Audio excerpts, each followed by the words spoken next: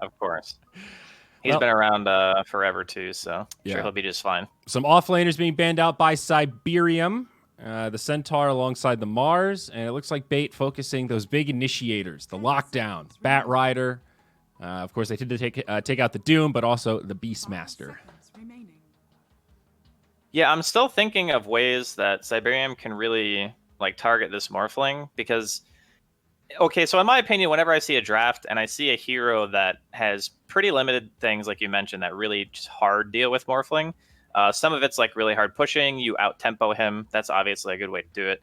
But as far as like hard hero counters, you really just have like the catch stuns that stop you from being able to get your morph off and things like that, and like really high burst damage to be able to just take you down before you're able to get anything done in the forms of morph and stuff like that. So we'll see how Cyberium react to this, because right now I'm like heavily favoring the opening of what Bait currently has. Yeah. Io Gyro is definitely not a bad combination in of itself. These heroes definitely can do a lot of things, but Morphling is just as a gyro, as someone who's played gyro in the past, it feels so bad to play against that hero because your burst doesn't kill him fast enough. He turns into you, and his flat cannon actually deals more damage to your team than yours does to his team. I mean, it reminds me. And not to mention. Oh, sorry. Go ahead. I was just gonna say he also buys E-Blade, which just pops your IO. Yeah. So it's like every aspect of this hero just kind of feels really bad to play into if you're this IO gyro. And now they're gonna go with the Pango. Okay, Shadow Shaman. I mean, that's a hero that can definitely force objectives.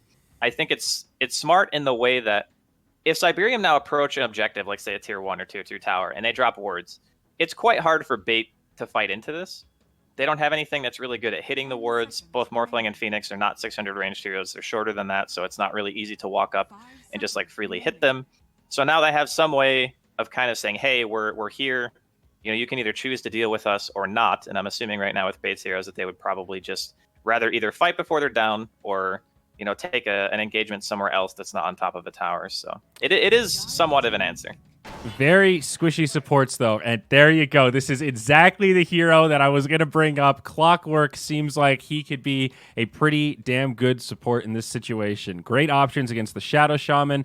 Wisp, yeah, you've got Tether. Sometimes that can get you out of a sticky situation. But if you're ever caught alone, Clockwork can bully the hell out of you. Yeah, Clockwork actually owns all three of these heroes. I mean, IOU can tether out, but it's not like... it doesn't feel great. Yeah. But I actually played a Shadow Shaman versus Clock game yesterday, and it is so oppressive. You have to play so careful. You feel paper thin as the Shadow Shaman. And this is a hero that also hasn't been super popular in this meta. I'm a little nervous about this pick. Like, you've got Pangolier as well, amazing options against Shadow Shaman with the Rolling Thunder to interrupt your shackles. And even Phoenix Morphling, very obnoxious heroes that can kill you quite easily, simply put.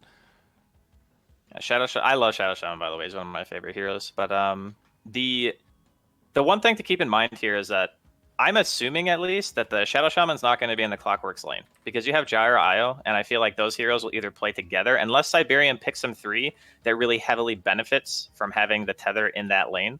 Like you said earlier, Centaur and Mars already out of the pool. Things like Legion are definitely good. Slardar is good too.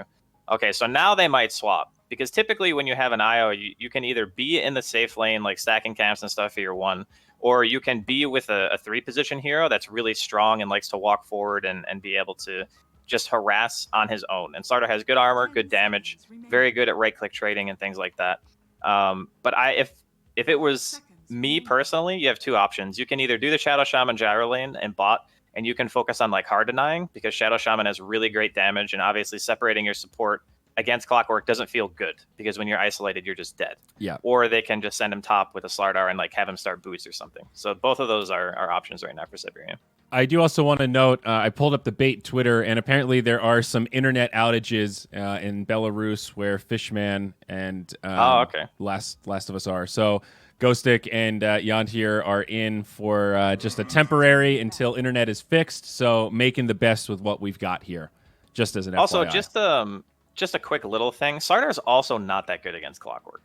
So now there's like 3 heroes on Cyberium that do not feel great playing against Clockwork, because even once you have BKB on Slardar, you can still just get hooked and, you know, cogged, and you still have to hit your way out, right? And things like Force Staff completely own Cyberium's lineup as well. And Clockwork is a great Force Staff buyer. So we'll see.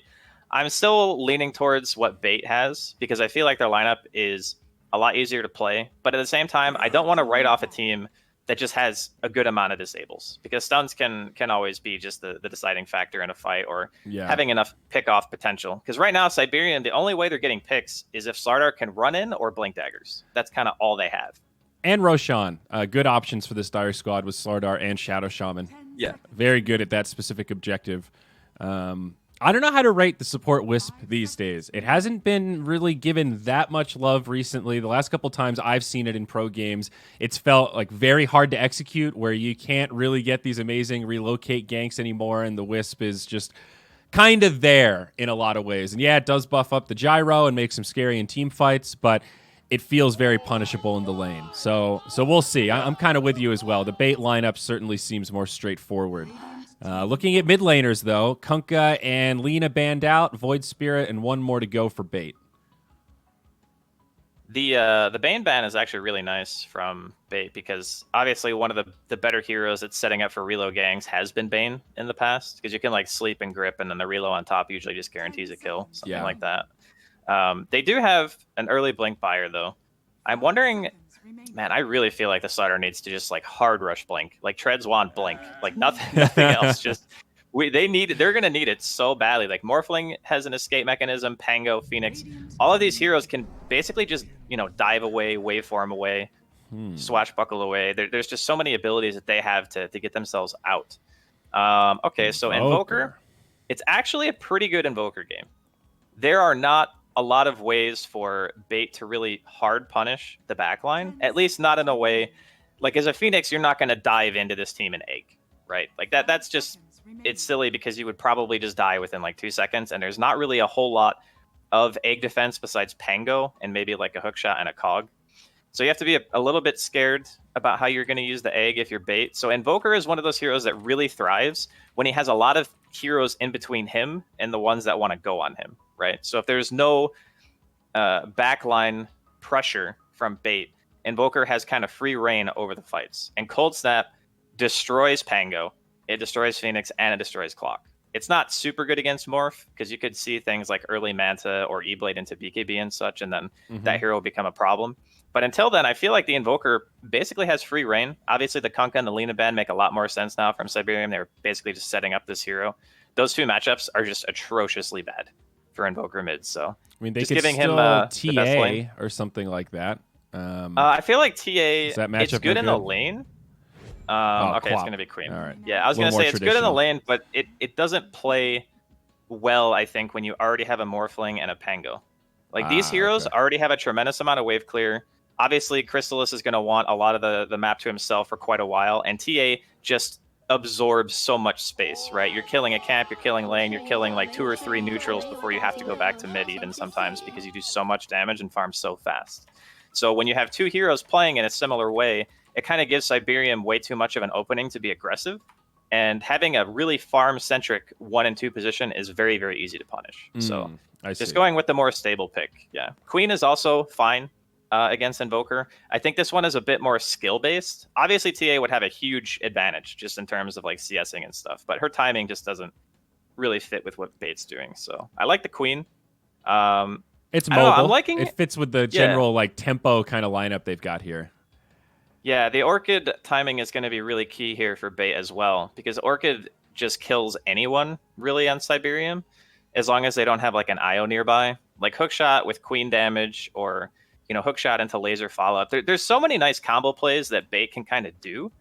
Whereas I feel Cyberium are really timing. Like they're waiting on level 6, they're waiting on Blink Daggers, they're waiting on levels on the Invoker. There's a lot of stuff that just kind of has to happen before their team really starts to pop off. So we'll see if Bait can kind of get the early game going for themselves. Because if they do, I think they're just going to be in the driver's seat for most of the game.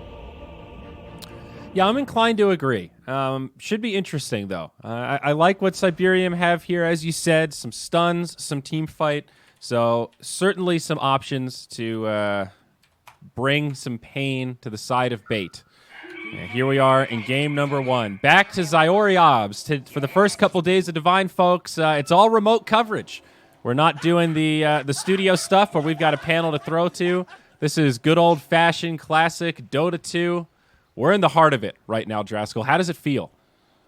It feels like I'm back in like 2014. Doesn't it make you feel old? We're just kind of mulching over the same shit over and over again. A little bit, yeah. I mean, I remember having to do my own observing, own streaming, own everything. Like, we didn't even have observers until what, like TI4?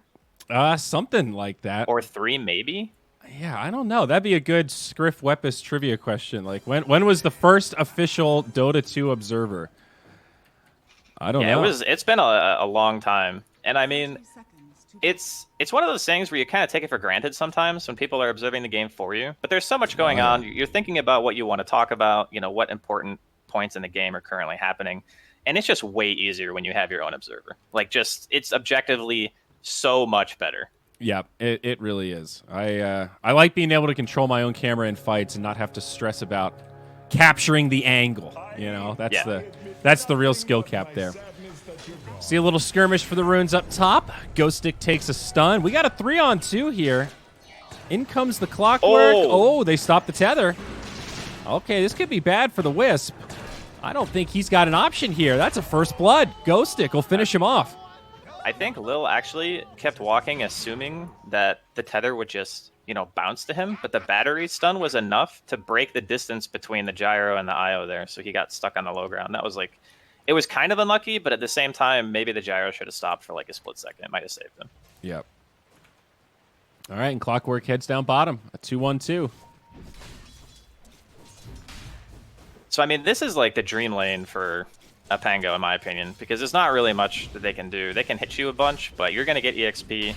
This lane isn't particularly scary for him. And then bottom, I would definitely favor Cyberium here. Like, Slardar and Shadow Shaman is a lot of damage, and Clock is a, you know, even though he's melee, he doesn't really have a ton of armor. Yeah, Slardar is a crazy good laner. Bash to the deep, especially now that you can control it and chain it with other stuns. They have so much lockdown. You see Chrysalis. You have to be a little careful here. Won't be able to sit on a full Agi morph, at least not comfortably.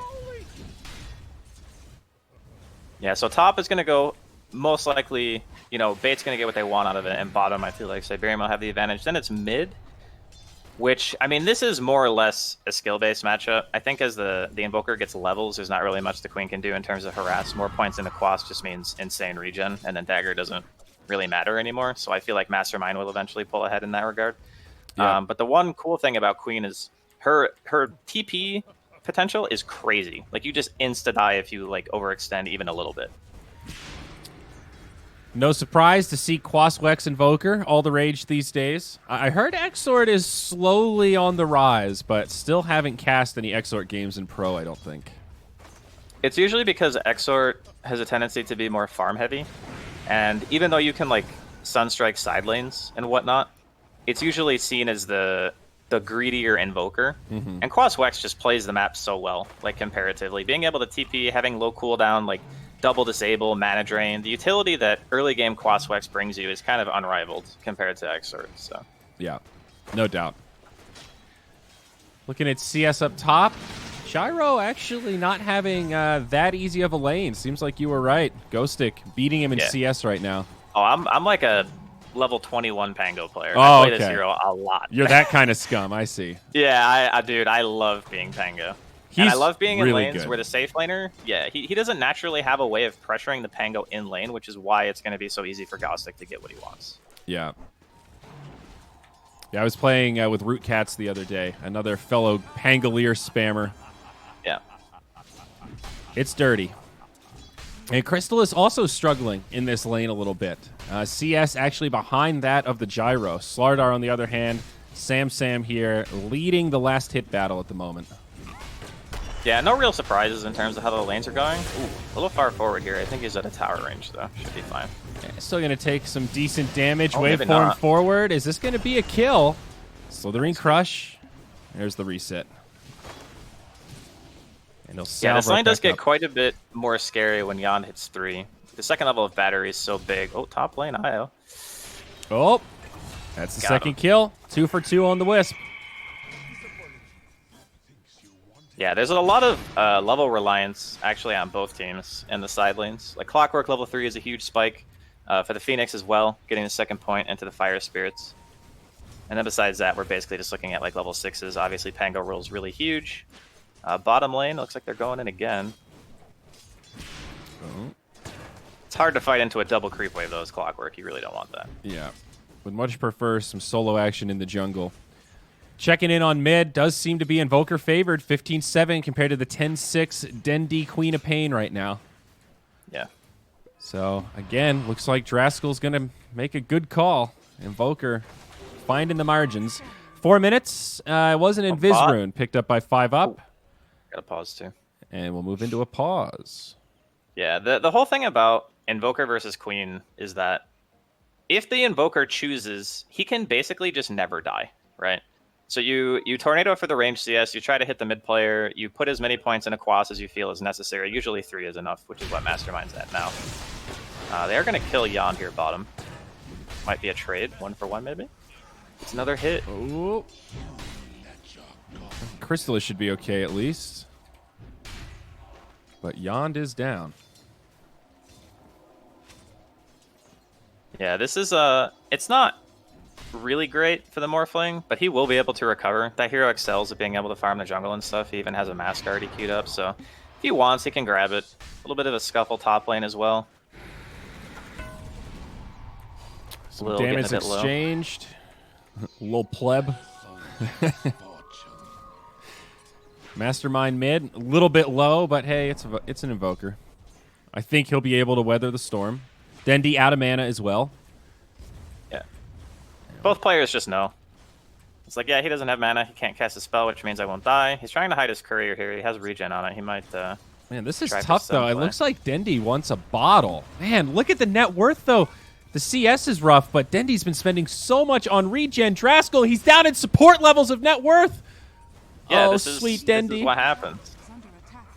I mean, this is kind of what happens. You have to run out the regen, but it's like a Band-Aid where it's just delaying the bottle more and more, and you're just paying to stay in the lane. Like, you have to. It's not a flame. It's just, it's a little painful.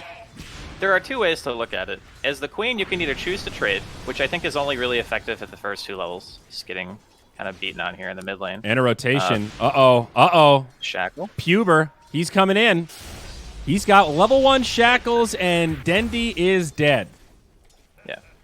I mean, in the grand scheme of things, if you think about it logically, right? What does Invoker have that pretty much no other mid has besides, like, DK? And that's crazy amounts of regen. So you're making the choice to trade, right? You can just manipulate creep aggro and, play that way. They're going for a kill here on Gossick. Yep, and it looks like they'll find it. Get him. Rocket Barrage. Yeah. That's but as... Ooh. Cyberium. Yeah. I was going to say, as far as the mid matchup goes, it's more about the Queen deciding, maybe you want 2 or 3 nulls and then a bottle or something like that, because you can easily out-CS Quaswex Invoker. He lacks damage, but he has insane regen and harass potential. So when you're trading, you're making the choice to buy regen where he won't necessarily have to. Now down bottom, Yond going to be caught by some shackles. Sam comes in, gets the bash, gets the follow-up crush, and this should be a dead Clockwork. Easy kill for the Slardar. 4-2. Now a 3K net worth lead for Cyberium Seed. Yeah, these lanes are going way better than expected. Like, I assumed the Slardar lane would do well. The Pangos started to fall a little bit further behind once the Gyro got to, like, level 4 or 5. That's when the Rocket and the Barrage combo start to hurt a lot more. Well, sorry, Homing Missile and Rocket combo. That kind of sounds weird to say. But yeah, now the mid lane is definitely where a lot of the focal point's going to be. Like, being doubled up on net worth at 7.5 minutes is definitely it's an underperformance. Even for this matchup, it's pretty bad.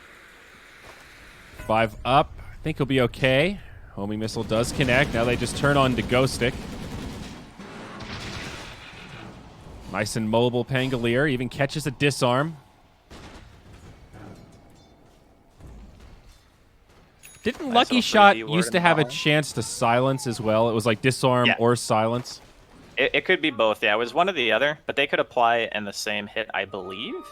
But that didn't last very long because it was kind of broken. Yeah.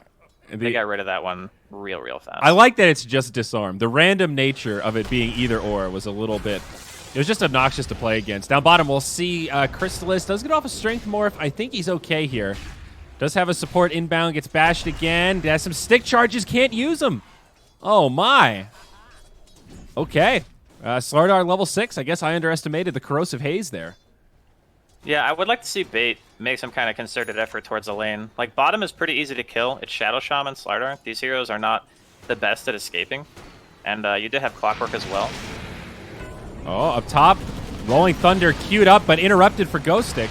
Now he gets it off. Dendy's here. Okay. Sonic Wave comes out. If they can get this kill on the Wisp, this will be great, and they do get it. Nice. Yond falls elsewhere on the map, but they get a 2-for-0 up top.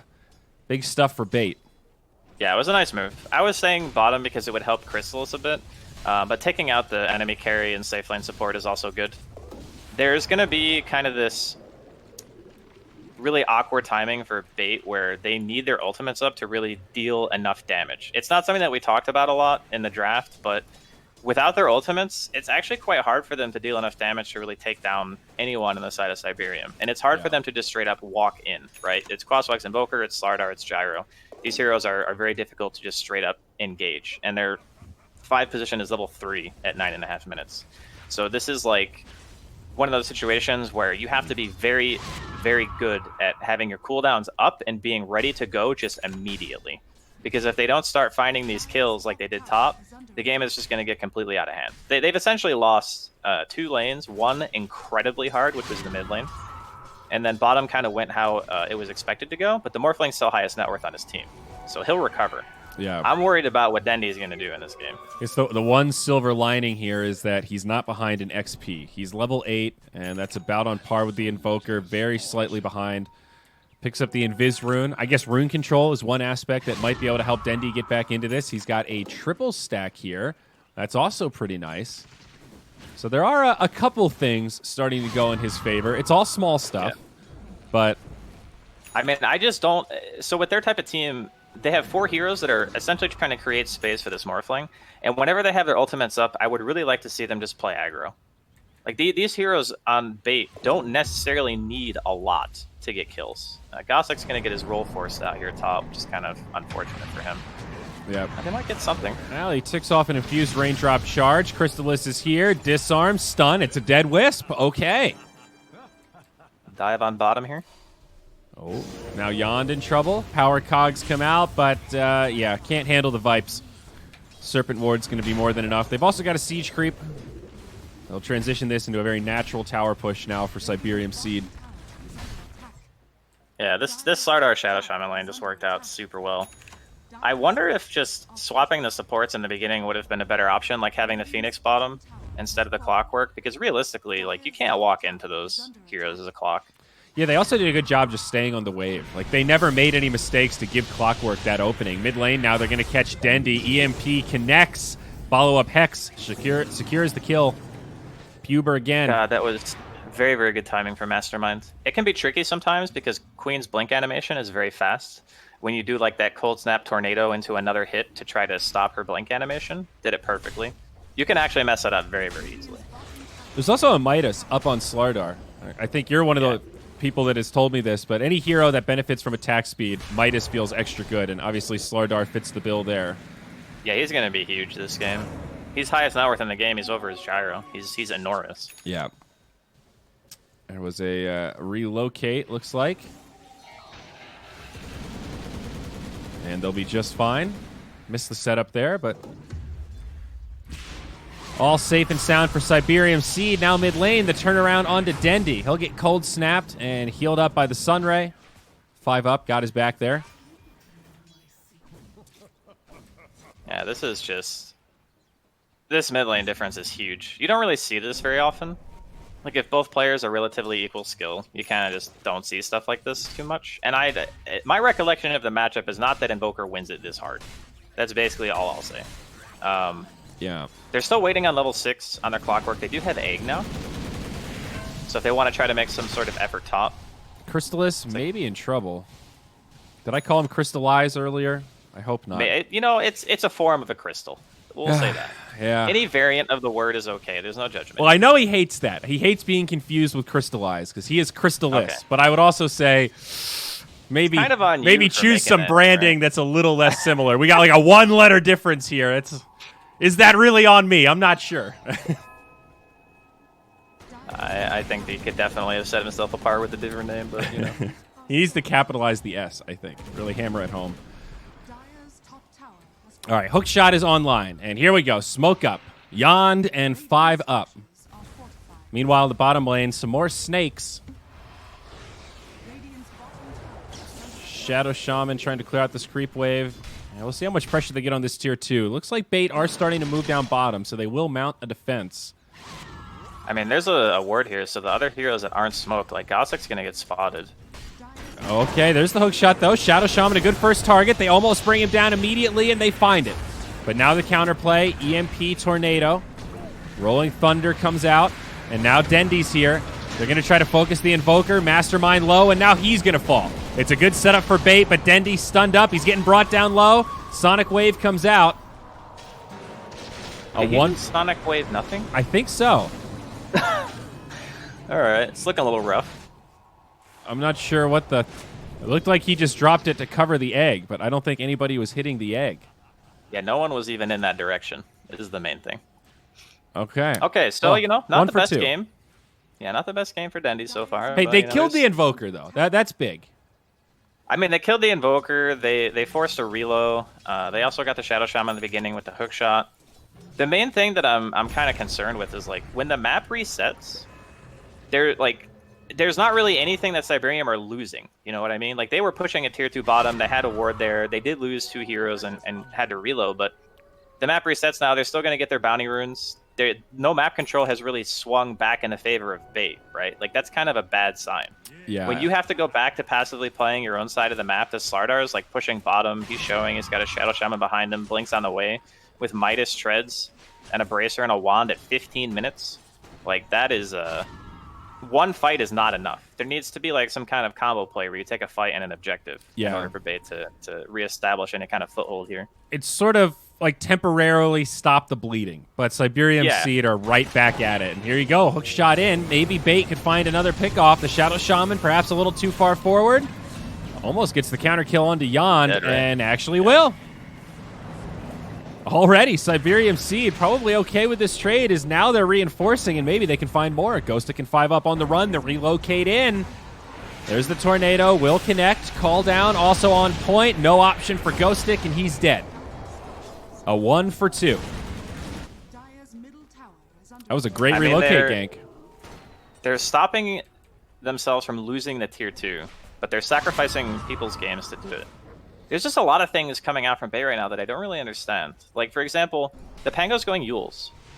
And I feel like when you're playing against an IO and a bunch of heroes that aren't rushing BKB, Vessel is so good this game. It is really good, Vessel. And That's no true. one is buying a Vessel. And as the hero who probably had like the cushiest lane of anyone on your team, I think having a really early Vessel in these fights makes a huge difference, because then it actually lets you go on heroes like Gyro, where normally he's just going to get healed a bunch and it's going to be really hard to take him down. Slardar's got almost 2,000 health. Yep. Oh, we're going to find 5 up. A hook shot going to miss up top. Now the dive down bottom. Sam looking to TP. He's good. Now back onto the other side. Mastermind, Stucking Cogs, and Bait will find a punishment there. And they get a 1 for 0. Mid lane, Crystal's going in here. Little combo play. Hey. Morphling turns into a Shadow Shaman. Yeah, he waved in, turned into Shadow Shaman Hex, and then, you know, Shackle right as he's about to get out of range. Good stuff. Yeah. I mean, that's a tier 1. That's nice. Cyberium maybe playing the same side of the map a little bit too often without the use of the reload. I mean, to me, Draskell, the silver lining here for Bait is this Morphling. The fact that Crystallis is having a game, he's not that far behind the Gyro. He's got 3,600 gold right now and an E-Blade queued up. And that is a big ticket item that actually could start getting some breathing room for the Radiant. Yeah, that's the game changer. The E-Blade will allow you to kind of pop heroes like Shadow Shaman and Io. I mean, the Io does have a cloak, which, you know, it doesn't sound like a big difference, but it basically increases your effective HP by a decent percentage against the E-Blade combo specifically. So it can be of some pretty nice use. The scary part is that there's actually 2 heroes that are very good at jumping the backline on Bait, and that's the Morph and the Queen. I mean, Clockwork can do it too, but I would actually like to see the Clockwork focus more on like the Slardar than anyone else, because if the Slardar is just able to stick on someone, that hero's dead. Like they're not going to be able to escape. So, well, Lil Pleb gets his first big item. That's the Ags now out on Gyrocopter. Yeah. I mean, his game has been more or less pretty easy as well. It's like he can't pressure the Pango, but the Pango doesn't really pressure him either. They both kind of trade farm. The thing about Pango is that his laning phase is not strong. So if he gets to farm, that's a good lane for Pango. Yeah. I'm just kind of sad that Gossick went for Yules. I really think that a Vessel would have been insanely powerful for them right now.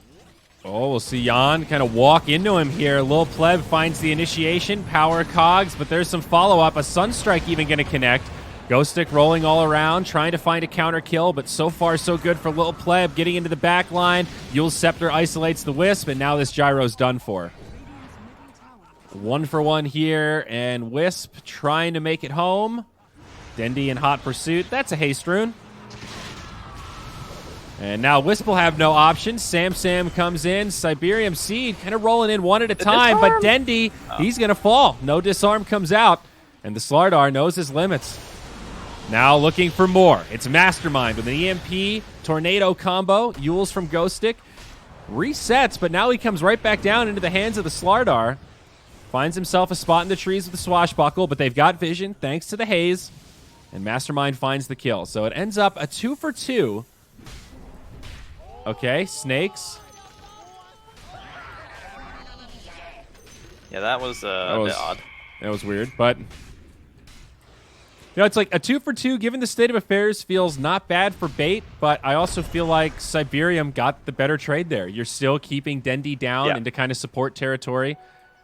And, you know, Gyro, he can flash farm up to recover, no problem. He can take a death like that. Way more easily than Dendi can. Yeah, of course. I mean, trading 2 cores for 1 core is always going to be good. True that. Yeah, fair enough. 2 BKBs on the way. Slardar, and speak of the devil, he pops Yond. Yeah, that was a pretty easy kill. He's so squishy. Yeah, that was a clockwork. That looked like an ancient apparition or something. Yeah. I mean, the thing that is really kind of... Okay, they get that kill on the IO mid. Might get Lil too. Yeah, they do. Oh, sorry about that. Okay. Nice setup. Yeah, you're catching this Gyro pretty often. Like, he's died 3 times basically in a row at this point. And it looks like they have their eyes set on a Roche pit. All right. They don't do this super fast, but they can do it. This is is not going to be quick. A little bit risky. You've got no Rolling Thunder, which is a big tool in the Roche pit, but Hook Shot, Egg, and Sonic Wave available. There's the hook shot on the back line. Does catch Sam. They'll jump out of the pit and finish him off. Good combo there. Dendi with the Sonic Wave. Roche still above 50% HP, and with the Gyro Wisp coming up. I don't think they can anymore. Their morph has no mana. There's no way they can do this. I wonder if they actually intended on doing it, or if it was more of a bait play to begin with. You know, knowing that Cyberium Seed would start to rotate and try to contest. Well, I think that actually letting the Slardar walk further in would have been better, because then they wouldn't have had to expend like all those resources to kill him, right? If he walks into your Clockwork, it's a lot easier. That's true. But I think either way, if a fight breaks out, there's no way they can take it afterwards, because they just don't do it fast enough. And plus, as we said, Crystals had literally no mana at the end of that, because he had to use his spells or whatever to kill the Slardar. Yeah. It does delay the BKB though. So Sam is not going to have his BKB just yet. He's very close though, and once he gets it, man, good luck stopping this guy. I mean, same with Gyro. I was going to mention, not far off. Yeah, once he gets it too, like these timings are the things that are really scary for bait, because they don't have anything that kills their BKB, just period, right? Mm-hmm. Like Tango can't deal damage, Morphling E-Blade can't deal damage, Phoenix and Queen, like sure, the Supernova and the Sonic Wave deal damage through BKB, but it's not nearly enough. Yeah, like there needs to be some sort of supplemental damage to fight into those 10-second BKBs for it to matter. And this is why Cyberium, even with only a 4K net worth lead, feel like they have such like map superiority. And right now, Bait are going to 5-man smoke. They know that they need to try to do something here. All right, let's see what they find. Maybe it's a Slardar mid. He's also got some friends not far behind. This could erupt into a full 5v5. Holding the high ground for now. Good positioning from Cyberium Seed. And Bait actually going to run into the Roche pit. All right. We've got all the ultis available. Oh, God, it gets scouted immediately. Nice Sunstrike. Everyone run. God, they want to try to fight this. They're going to try to split. Dendi comes out. He's going to get caught. Yule's Scepter gives him a reset. Yond with a pretty good set of cogs. In comes the Pango. Now that's a sick combo. They do lose Dendi and Yond for it, but it's a 2-for-2. Phoenix Egg should go through. Both buybacks being used by the Radiant. Invoker does get stunned. Finish off by a Sonic Wave. Relocate out. Costly with the 2 buybacks, but surprisingly good for bait. We didn't talk about that Pango Clockwork combo. More too. They'll get the Wisp here. They set the trap. But yeah, pretty rare that you'll get 2 heroes in cogs like that. But man, when you pull it off, it's 2 guaranteed kills. Yeah. Yand saved that fight. Like, he reacted very quickly. There was a sentry down, and Dendi had an invis. He was trying to scout for his team to see where Cyberium were. And there was a sentry that he didn't know about, so he got jumped. And then Yand gets the double hero hookshot cog, like you mentioned. Waveform in. Morphling turns into Gyro and just shreds with the E-Blade combo because Rocket Barrage obviously is magic damage. Yeah. So that Gyro not having a BKB just made him instantly dead. Like, that was... It wasn't best case scenario, but it was pretty damn good for bait. And the timing really couldn't have been better. As you said, Gyro's close to that BKB. Now, Dendi going down here would be a big loss. BKB from Sam hoping to get the catch, but instead they'll still find Shadow Shaman. Again, power cogs with Sunray. It's a pretty nasty combo. Sets up another. If you don't have BKB, you're dead. Like, you can't live through that. They do have the Vessel now up on the Phoenix. So they do have that use of just percentage-based health is damage. A lot of people, I think, kind of undervalue that. When your team really does lack damage against those high health heroes, Vessel is, like, invaluable. It makes those heroes that feel unkillable very killable just by having the one item. Yep, 4% of current HP per second. That's a lot. Now down bottom, we'll see some setup here. In comes Lil Pleb to bring down Ghostic. 4 heroes from Cyberium Seed. And meanwhile, a tier 2 top does fall. They're going to continue pressing. They want 5 up. They'll find him on the high ground. There is a Phoenix Egg. He gets it off, but it looks like it won't last. Now the follow-up, trying to bring down Wisp. Hook shot in. They'll find him there. No, that was a relocate out. Yeah, the reload brought him out. Yeah. Oh, my. Oh. And now they get the Aegis on the backside. The BK beats Sam. Dendi also going to be caught. He's stunned up, brought down. Sideline for 75 now. Crystallis should be able to make it back, but Yand could be in trouble. Slardar kills Cogs pretty quick, and they'll have no trouble killing him inside of his own power Cogs. It looked okay for bait for a moment, but that very quickly went from bad to worse. Yeah, it was Sardar's BKB reveal. Gyro has his not too. I would say... Wait, no, it wasn't. He's down to 7 seconds. He's had it for a little while. Oh, he did. Holy shit. Wait, how did he have it for that long? Because he died at Roshan, and he didn't even have it yet, right? He must have had it. How could he have used 3 charges if he didn't have it before Roshan? That's what I... Maybe it was the Gyro I looked at. Yeah, didn't have it. Gyro definitely didn't have it. Maybe I was mistaking the Gyro for the Slardar there. That's possible, actually. So, yeah, okay. Gyro's at 10 seconds, so he hasn't used his yet. Yeah, the big thing here is, again, the damage problem. Morphling is supposed to be the guy that kind of hard carries your team. But if he's forced into buying this BKB, I mean, obviously E-Blade's a great item. It's more of a timing issue now because the Sardar's lane was so good, right? Yeah. And Ghostic, okay, not gonna force the BKB. Yeah. But the whole thing about this game, honestly, I would say is just the lanes. Like, bottom and mid went way too badly for bait. Like, mid got crushed. It was really bad. Yeah, and also Slardar is also one of these tempo heroes that his power is like sort of Void Spirit. The better his early game is, the more deadly his mid game is. And when he has a free lane early game Midas like that, like, he's still top 3 farmers in this. It's not easy for those squishy heroes. We've seen how easily he kills Clockwork. It's no competition. I mean, it's not even just him. It's anyone. Like, he'll kill Dendi, he'll kill the Phoenix, he'll kill, Ghostic. It doesn't really matter who it is. They're gonna hook a creep here. And now Yan gets turned on. 2 fights breaking out as Ghostic rolls in, but see Yan get evaporated, and now the roll away. Plenty of time left on the Rolling Thunder here. Hops down to the low ground, and a TP home. Okay, a little close. There was a small window there. I thought Sam was maybe going to make a God-tier play and find an interrupt, but... the Pango does indeed survive. It's an 8K net worth lead now for Cyberium Seed, and glancing at the win percentage, 18% for bait, says Dota Plus. Yeah, I'm wondering if, all things said and done, if bait just wanted to lane swap this. Because I feel like Pango against Slardar Shaman isn't really that bad, because Disarm is really powerful against him, and you don't necessarily have to fight on the creep wave, and Phoenix is great against both those heroes as well.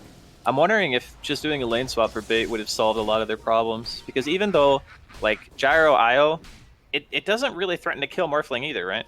And then, like, the Clockwork can play against the IO on the side. You won't be able to pull because it's scary because of battery. I feel like maybe just the lanes were wrong. Like, I don't know, because I feel like looking at their draft, it doesn't feel like their draft should be losing this bad at this stage in the game. So it's either an execution problem or it's a strategy problem. And I feel like it's probably more the latter. And that they could have had a better lane setup, and then they could have had, you know, potentially. I think Dendi, he definitely misplayed his lane as well, which didn't help. I mean, mid, I feel like kind of is what it is, but the Clockwork was rendered completely ineffective in the bottom lane. They found the right combo. It's like Clockwork versus Shadow Shaman one-on-one in a vacuum. Yeah, Clock has an advantage, but when you've got a Slardar there to back him up, it's just not the same. Uh-oh, mid lane, now we'll see a hook shot in and a relocate out. Very nice. Yeah, he was super ready for that. Yeah, that was a little bait set by Cyberium that time. So yeah, I agree. It would have been interesting to see how the lanes could have gone if they had just made that switch. And maybe we'd have a completely different game on our hands. We'll see Slardar jump in, trying to find this back line. Sets it up for Mastermind, and Yond is certain to fall. Sam, eyes set for more. Bait do retreat, but now this tier 2 tower probably going to be in trouble. I'm not sure there's really a play that Bait can make currently that would really change the outlook of the game. It's more or less on Cyberium, like, overextending. Sure, the BKB durations getting down would help because their heroes are very spell reliant on the Radiant side. But I'm not sure if it would even really give them, what do you call it, a win condition? Yeah. Like, it feels that it's a little bit too little too late in terms of, like, itemization. They have this huge damage problem. They can't team fight with their team fight heroes. There just doesn't really seem to be an answer outside of Cyberium just kind of overextending or something like that. Yeah, we're getting into territory where it feels like it's Cyberium Seed's game to throw to some degree. Yeah, it is. And now you got MKB up on the Gyrocopter. He also has a double damage in the bottle. They're getting close to these scary timings. And meanwhile, off to the side, Slardar sets it up. Here comes the Cataclysm. Oh. Yond is going to fall. A little reset there for the Pangolier, but Ghostic will not be able to live. It's 2 very clean kills. Tightening the grasp here. Tier 2 mid falls. No more outer towers for Bait. And a high ground we go. Still half duration on this double damage rune. Look how fast Crystallis is dying. He does get off the BKB, but he barely lives.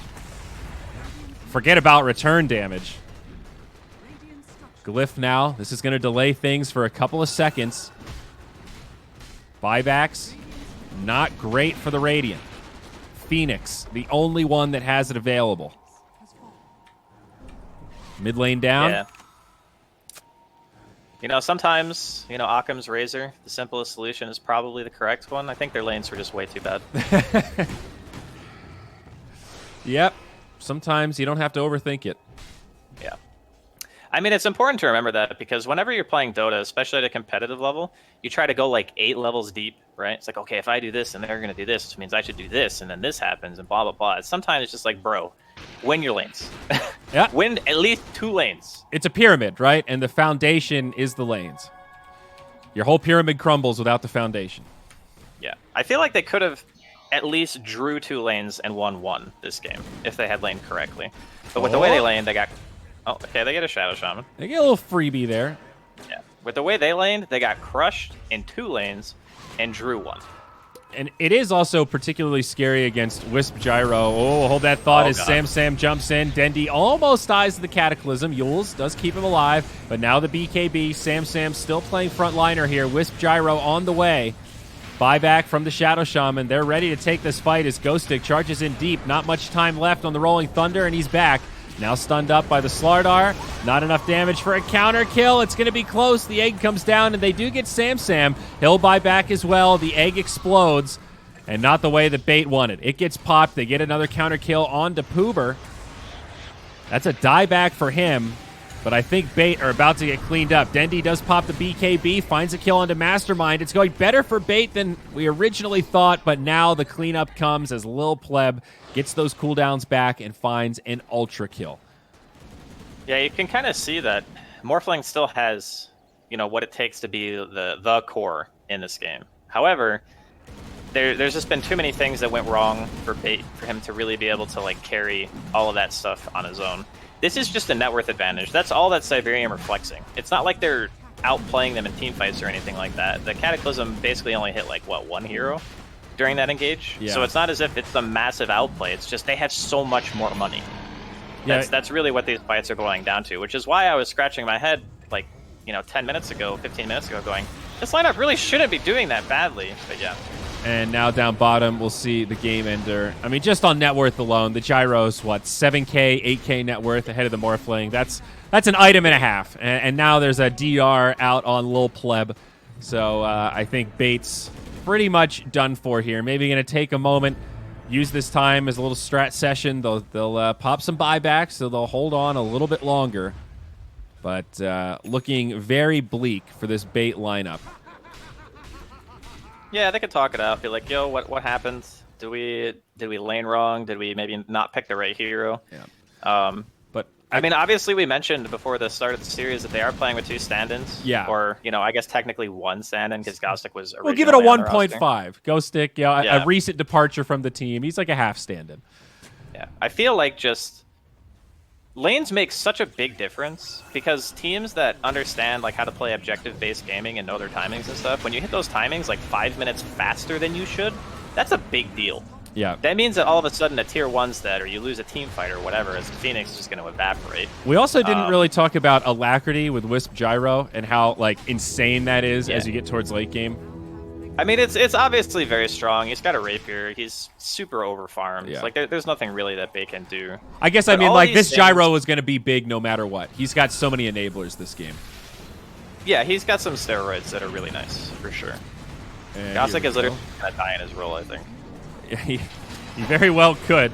And there it is. Hook shot from Jan, not going to be enough. And there's the GG. Yeah, I think before that last big fight, I was going to say that the plus side of the Gyro Wisp is when you do get ahead, man, does he get to accelerate. I mean, we did see a couple key relocates where it's just the taxi service. I'm farming, I come in, clean up 2 kills,